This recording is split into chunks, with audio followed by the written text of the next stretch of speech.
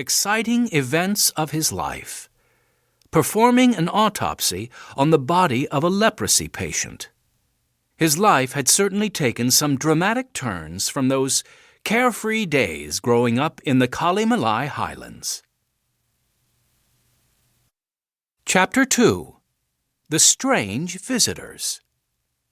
7-year-old Paul Brand sat on a branch midway up a jackfruit tree.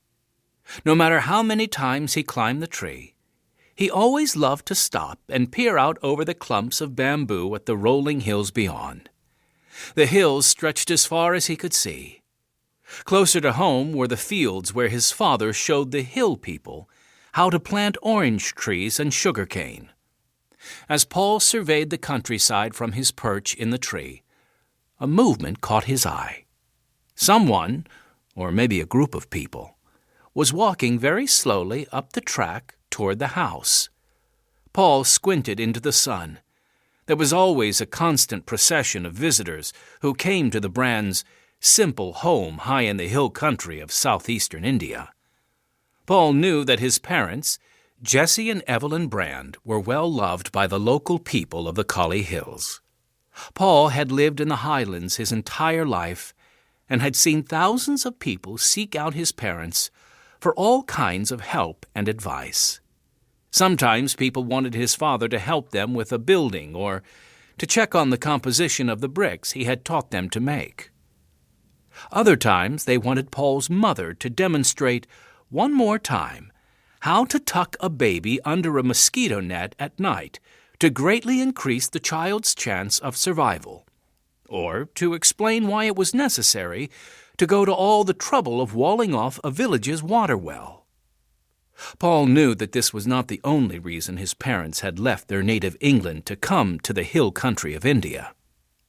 Every night before bed, his parents prayed for their neighbors, asking God to help them understand that there was one Swami, or religious person, whom they needed to know, Swami Jesus. As far as Paul could tell, his parents' nightly prayers had little effect. No one other than a shepherd boy had ever taken an interest in becoming a follower of Jesus. As Paul sat in the tree, his attention was diverted when he spotted his 4-year-old sister, Connie, below him. Paul was tempted to drop a jackfruit bomb near her. But then he remembered how his mother hated it when they got the sticky sap from the jackfruit on their clothes or skin. "Hey, Connie!" Paul called to his sister as he shimmied down the tree trunk. "Do you want to go looking for frogs?" Connie nodded, her golden blonde curls blowing in the wind. Together, the two children wandered over to a woodpile where they had heard croaking noises the past few nights. No sooner had Paul and Connie started poking around the rocks by the woodpile with sticks than 3 men, the group Paul had seen from up in the jackfruit tree, shuffled into sight. Paul stared at them.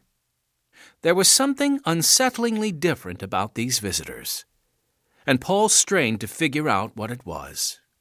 All 3 men were dressed like many other poor Indian men, a dusty blanket draped over the shoulder, a faded turban, and a breechcloth. But as he scanned their feet, Paul became alarmed. The men had stubby, bleeding feet, and although Paul had been taught not to stare, he was certain that some had missing toes. Then Paul noticed that the men's hands were much the same as their feet. 2 of them had swollen hands with open sores. The other hid his hands behind his back. "Get back, children!"